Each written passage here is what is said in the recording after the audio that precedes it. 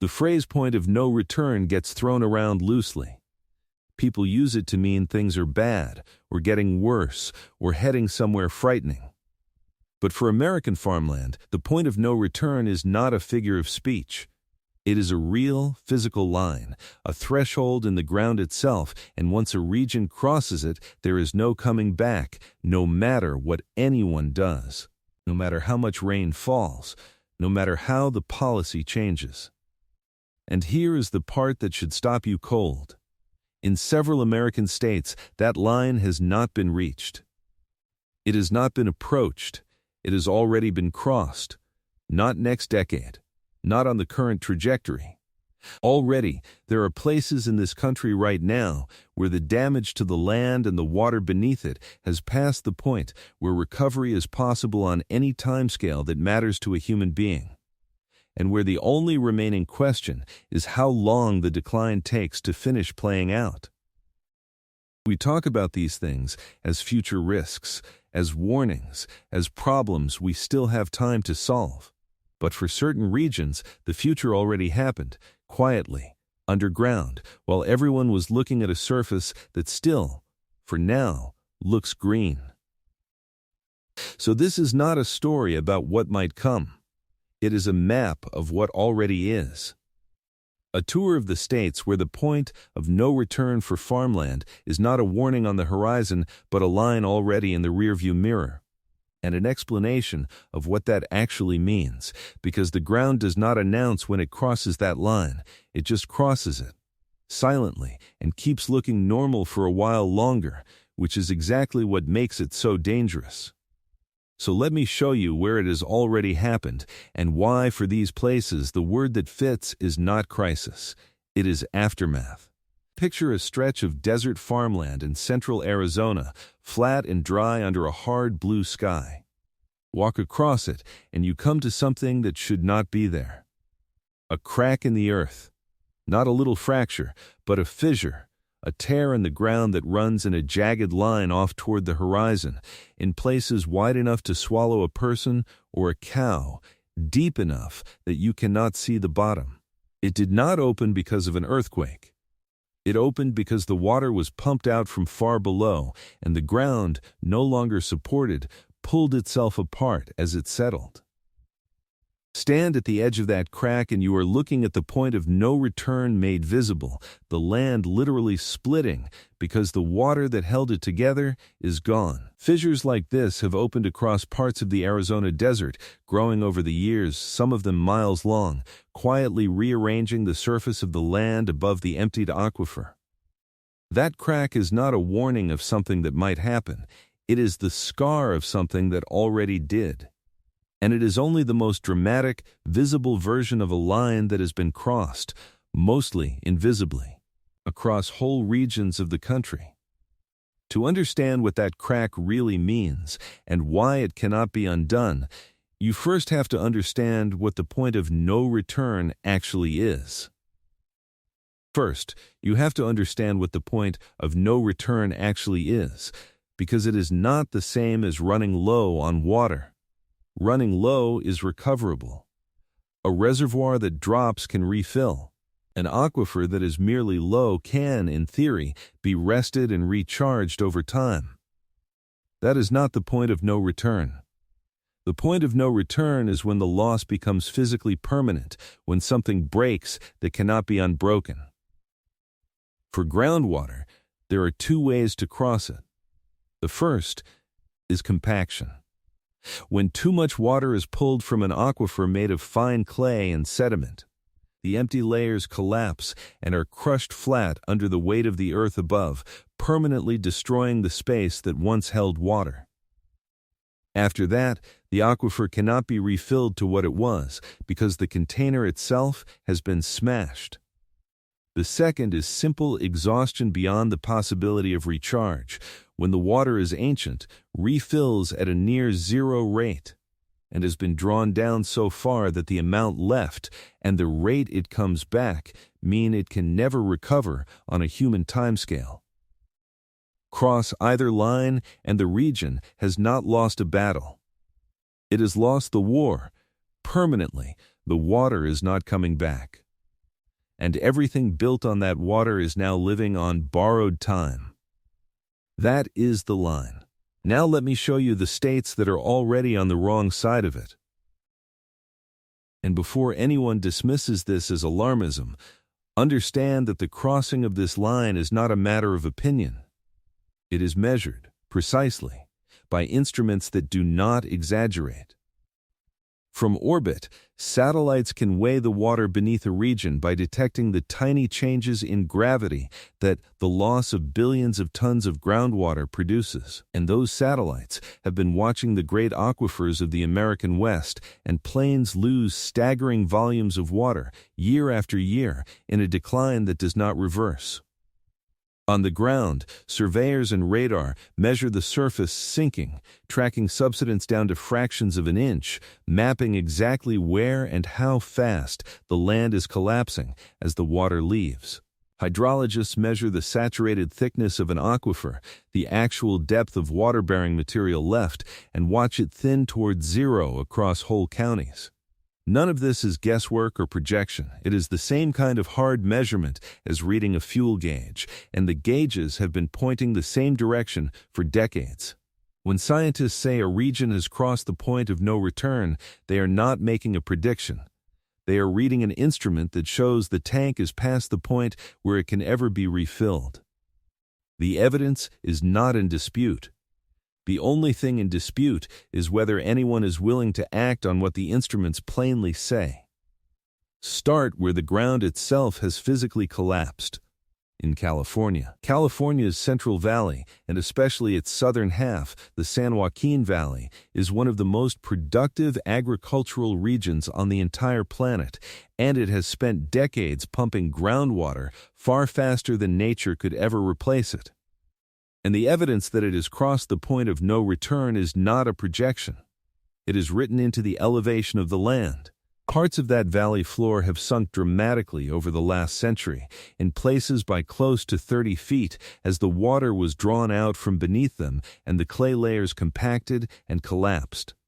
That sinking is the physical signature of the point of no return, because when those layers compacted, the underground space that stored water was permanently destroyed. Even if California could somehow refill the aquifer, and it cannot, there is now less room down there to hold water than there used to be. Forever, the valley has literally lost a portion of its capacity to ever store groundwater again. And it did so by using it up. On top of that, the state has finally been forced to reckon with the overdraft through a groundwater law whose arithmetic requires hundreds of thousands of acres of farmland to come permanently out of production. Because the water to support them simply is not there and is not coming. Some of the richest farmland humanity has ever worked has passed the line, and the ground sinking beneath the tractors is the proof. And the sinking does more than mark the loss. It actively destroys the infrastructure the valley needs to survive, because the great canals that carry surface water across the region were built to run gently downhill, and when the land beneath them subsides unevenly, they sag and buckle and lose the slope that makes the water flow, permanently cutting how much they can deliver. So the overpumping wrecks the very system that could have relieved the overpumping, a self-inflicted wound that tightens the trap. The valley is not just losing water, it is breaking the machinery that moves water with its own thirst. Then go to the high plains, to Kansas, where the point of no return is measured not in feet of sinking, but in years of water left. Western Kansas sits over the southern reaches of the great Ogallala aquifer, the vast underground reserve that turned the dry plains into a machine for growing corn and feeding cattle. But the Ogallala in this region is largely ancient water, and it recharges from rainfall incredibly slowly, in many places at a rate so low it is effectively zero on any human timescale. For generations, farmers pumped it far faster than that trickle of recharge, and the results are now undeniable. Across large stretches of western Kansas, so much of the aquifer has already been withdrawn that the water remaining is measured not in centuries but in a couple of decades or less, and in some areas the wells that once struck water easily now pull sand. And irrigated fields have already been forced back to dryland farming or abandoned. This is the point of no return in its purest form. The water that is left cannot be stretched to last, and what is used cannot be replaced, because the recharge rate is a rounding error next to the withdrawals. There is no wet year big enough, no conservation aggressive enough, to refill an aquifer that took the age of civilizations to fill and is being emptied in a single lifetime. Parts of Kansas are not going to run out of water someday. They have already used up the water that mattered, and the rest is just the slow accounting of an ending that is already decided. Cross into Texas, and the story on the southern plains is even starker. The Texas High Plains, the cotton country around and beyond Lubbock, sits over the far southern end of that same Ogallala aquifer, and it is one of the places where recharge is at its very lowest and the depletion at its most advanced. This is a semi-arid land that was made agriculturally mighty entirely by pumping, and the pumping has drawn the aquifer down severely across huge areas. In stretches of the Texas Panhandle and South Plains, the saturated thickness of the aquifer, the actual amount of water-bearing sand left below, has shrunk to the point where high-volume irrigation is no longer viable, and farmers have watched their wells decline and switched back to dryland cotton and sorghum that scrape by on the sparse rain or gone out of production entirely. The water that let this region punch so far above its natural weight is, in many places, functionally gone, and it is not coming back on any timescale that helps a farmer, or his children, or his grandchildren. Texas built an empire of irrigated agriculture on top of water that could never be replenished at the rate it was used, and across much of the southern high plains. That empire has already passed the point where its foundation can be restored. The cotton may keep growing on rain for a while, but the irrigated boom that defined the region is over, and it ended not with a decision but with an aquifer that quietly gave out. Then there is Arizona, where the point of no return has been crossed in more ways than one at the same time. Arizona is caught in a double bind. It depends heavily on the Colorado River, which has been cut back as its reservoirs collapse toward crisis, and it depends on groundwater, much of which, in the rural areas outside the major cities, has been pumped with little regulation for decades. When the Colorado River cuts came, farmers in places like Pinal County, between Phoenix and Tucson, lost a huge share of their surface water almost overnight, and hundreds of thousands of acres were fallowed, the fields going bare as the water that irrigated them simply stopped arriving. Those who could fell back on groundwater, but that groundwater in many basins is itself being mined far beyond any recharge, drawn down for so long that the land in places has cracked into earth fissures. Long tears in the ground that open where the aquifer has been overdrawn and the surface deforms. And the state has been forced to admit in its own analyses that in parts of the Phoenix area there is not enough groundwater to support all the growth that was planned, and to begin limiting new development that relies on it. Between a river that can no longer deliver and aquifers that have been mined past recovery and a surface literally cracking open, Arizona is not approaching the line. Significant parts of its farming future are already on the far side of it, the water that sustained them either reallocated away or permanently drawn down. And in several of these states, it is not only the aquifers that have crossed the line. The rivers are failing at the same time, which removes the one thing that might have eased the pressure on the groundwater. The Colorado River, which feeds farms in California and Arizona, has been so overpromised and so reduced by drought that its great reservoirs fell toward crisis, and the deliveries to farmers were cut.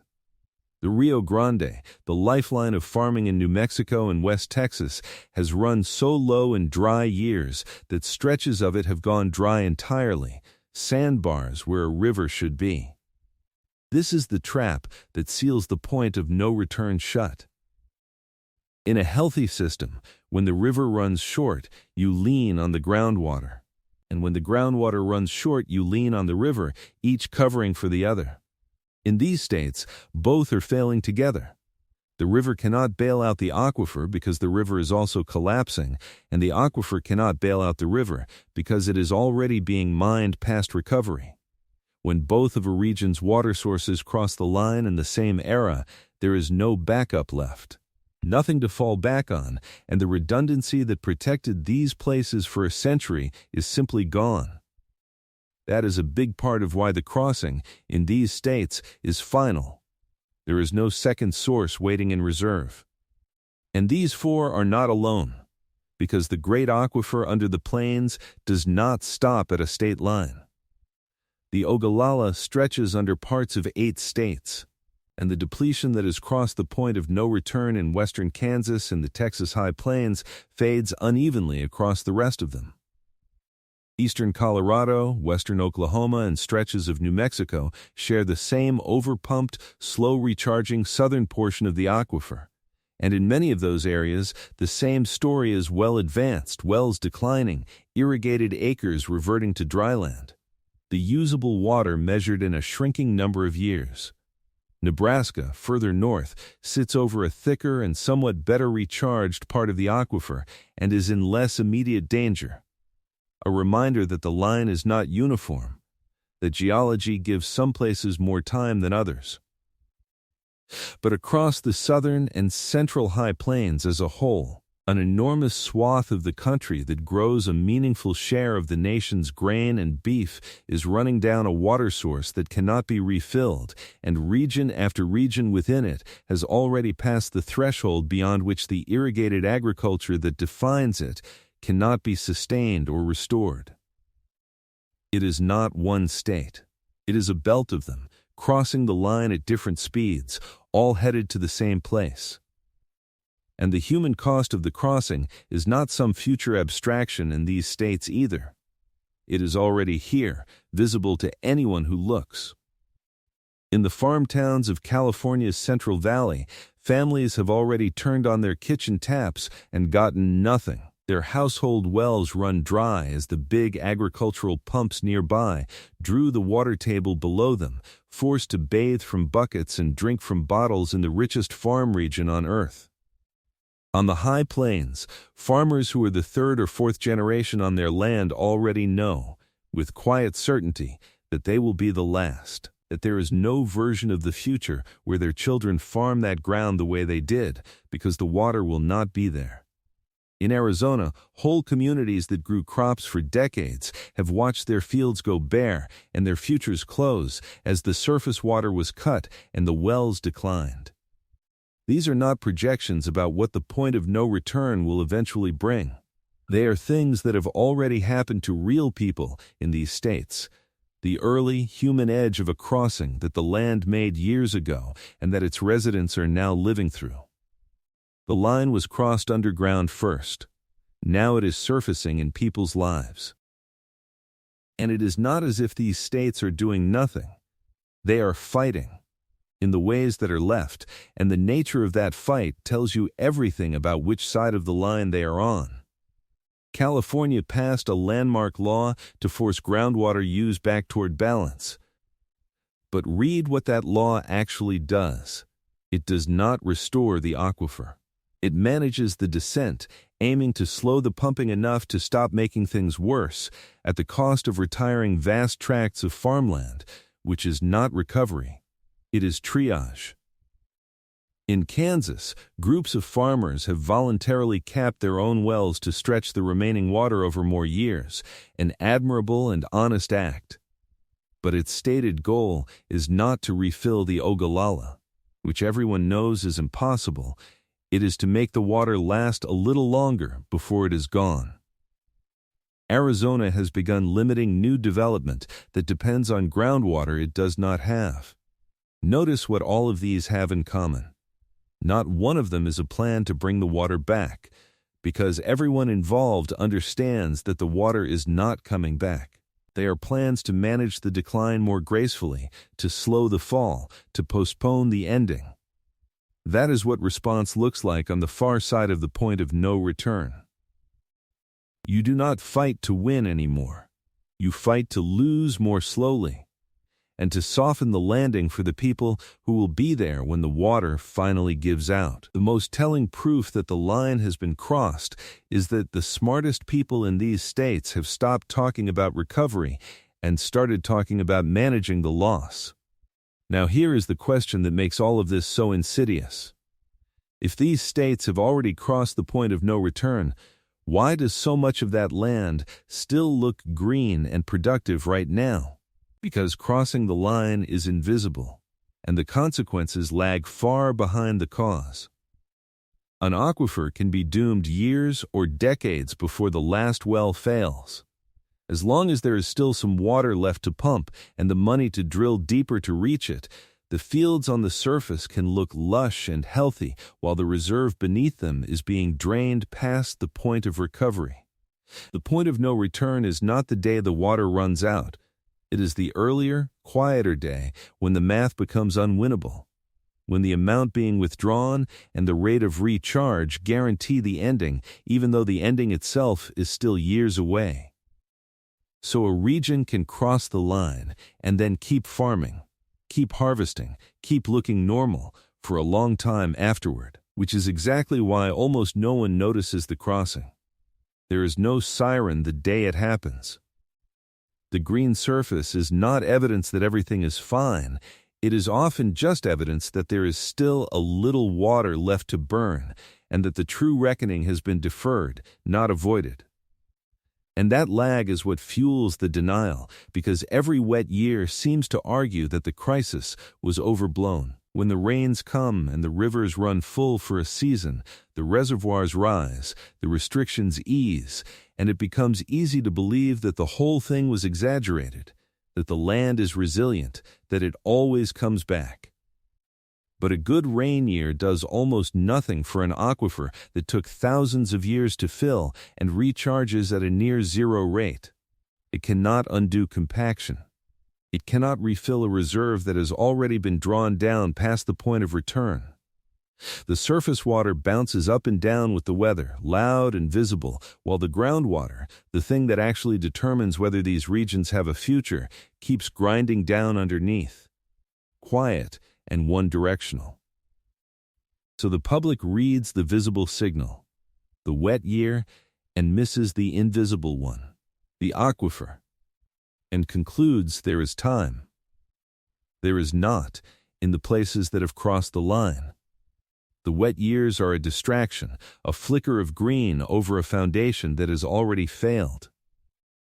So what does it actually mean that these states have already crossed the point of no return? It means the loss is locked in, and the coming decline in those regions is not a risk to be managed, but a certainty to be absorbed. It means that a meaningful share of America's most productive farmland is going to come out of production permanently, not because of any single bad year, but because the water underneath it is gone or going in a way that cannot be reversed, and that the food those acres grew will have to come from somewhere else, or not at all. It means higher prices and a food system leaning harder on regions and countries running down their own water. It means the farm towns built on that land face the slow death that follows the water. And it means that these states are not cautionary tales about a distant future. They are the leading edge of the present. The places where the thing everyone else is still being warned about has already quietly happened. The rest of the country is watching these states without understanding that it is watching its own preview. Because the same forces that push them over the line are at work at earlier stages, almost everywhere the land is farmed on borrowed water. And the reason every American should care, even one who has never seen these places, is that these are not minor states on the agricultural map. They are the map. California's Central Valley alone grows an enormous share of the nation's fruits, vegetables, and nuts, the produce aisle of the entire country, much of it grown nowhere else in the volumes America expects. The high plains states over the Ogallala grow a huge portion of the grain and raise or feed a large share of the cattle that stand behind the nation's beef and dairy. Arizona and the desert Southwest supply much of the country's winter vegetables, the greens on the table when everywhere else is frozen. These are not interchangeable acres that can simply be replaced by planting somewhere else, because the somewhere else does not have the climate, or the soil, or the water either. So when these specific states cross the point of no return, it is not a regional problem. It is a permanent reduction in the country's ability to feed itself at the scale and the price it has come to expect, and every person who eats is downstream of it, whether they know the names of these valleys and plains or not. So it is worth being clear-eyed about what the future actually holds for these states, because the point of no return does not mean everything ends tomorrow. It means the direction is now fixed, and the direction is down. In the years ahead, these regions will see irrigated acres steadily give way to dry land or to nothing, the green circles thinning out across the landscape. Fallowed fields will spread, some of them planted with solar panels, some simply abandoned to dust and weeds and salt. The farm towns woven through this land will hollow out as the water and the work leave, following the same grim sequence that has already emptied so many rural communities. The land itself will keep sinking and cracking where the aquifer collapses. And the production that these states delivered to the country will decline, not in a single dramatic year, but relentlessly, a permanent downward grind that no wet season reverses. This is not speculation about whether it will happen. On the far side of the point of no return, it is simply the shape of what comes next, the working out of a conclusion that has already been reached underground. The only variables left are how fast and how gracefully or chaotically these regions manage a decline that can no longer be stopped, only navigated. The farmland of these states still stretches green to the horizon in the growing season, and the harvests still come in. And it is easy to look at all that abundance and conclude that the talk of a point of no return must be exaggeration, that land this productive cannot possibly be finished. But the valley floor in California is tens of feet lower than it was, and the space that held its water is crushed and gone. The aquifer under western Kansas and the Texas plains has years, not centuries, left, and it does not refill. The ground in Arizona is cracking open where the water was mined away, and the river that fed its fields is being rationed down. These are not forecasts. They are measurements, taken from land that has already crossed the line, whatever the green surface still says. The point of no return for American farmland is not something these states are approaching. It is something they have already passed, quietly, while the rest of us argued about whether it was real, and the only thing still undecided is how many more states cross the same line before anyone is willing to admit that the crossing is permanent, and that the water in these places is never coming back.